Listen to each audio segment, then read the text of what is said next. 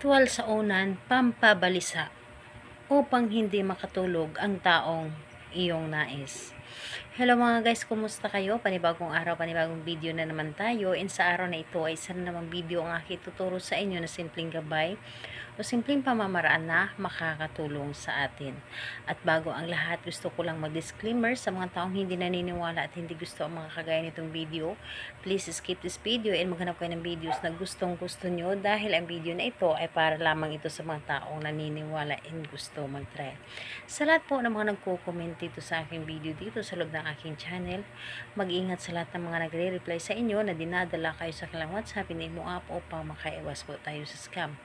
Ngayon po, ituturo ko sa inyo paano nga ba siya mababalisa, paano siya hindi makatulog na kahit anong gagawin niya ay hindi talaga siya makakatulog.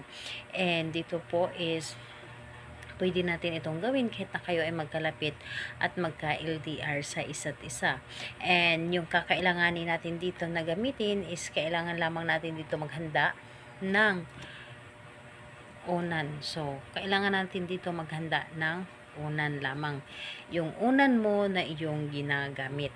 So, yun po ang dapat nating ihanda. And kapag handa na yung unan, syempre, i-ready natin ang ating sarili. Kailangan na alam natin sa ating sarili na gustong-gusto natin itong gawin at buo ang ating loob sa paggawa dito. And kailangan naniniwala ka sa inyong dapat na gawin. And kapag ready ka na, pwede mo na itong umpisan. So, ang gagawin mo lamang dito, napakadali lamang nito. So, iikot mo lamang yung unan ng 7 bisis. Yes po, 7 po. So, ganito po yung unan. Iikot mo lamang ito. So, ganito po. Pangalan niya at apelyido at ang inyong nais. Halimbawa, ganito. Isang ikot. Ganon. Pangalan, apelyido, mababalisa ka at ako lamang ang iyong iisipin. Tapos, ikot muli.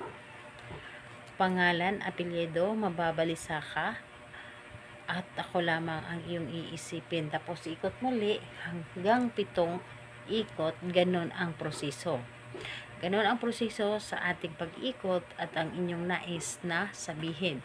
So, pagkatapos mo itong sabihin at yung unan mo ay ilagay mo lamang doon pabalik sa inyong hinihigaan and hampasin mo ito ng 3 bisis. Hampasin mo ito ng 3 bisis at isipin mo lamang siya. Isipin mo siya, i-visualize mo siya na yun ang mangyayari sa kanya and asahan ninyo yung taong gagawa nito ay talagang hindi makakatulog at mababalisa ito. Mapupuyat, talagang mapupuyat ang taong gagawa ninyo nito. Napaka-epektibo nito. Gawin ninyo dahil ito ang ginagawa ko. Lalo na kapag kami ay magkalayo ng aking partner, yung tipong kahit hindi siya tulog, kahit sa araw, ginagawa ko ito. Kaya naman yung partner ko ay talagang hindi nangyayari na iniwan kami kahit isang gabi. Yung matutulog sa ibang bahay, talagang hindi yun nangyayari. And ayun po, talagang kahit saan siya pumupunta ay dala-dala niya kami ng kanyang anak.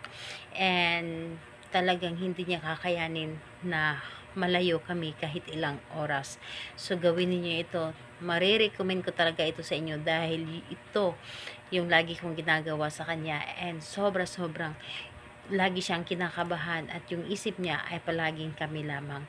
So, kung magtatanong ka kailan ito siya pwedeng gawin, kahit anong araw at oras pwede mo itong gawin. As long na gustong-gusto mo siyang gawin. So, ayun po. Salamat po sa inyo. Bye-bye everyone. God bless us all.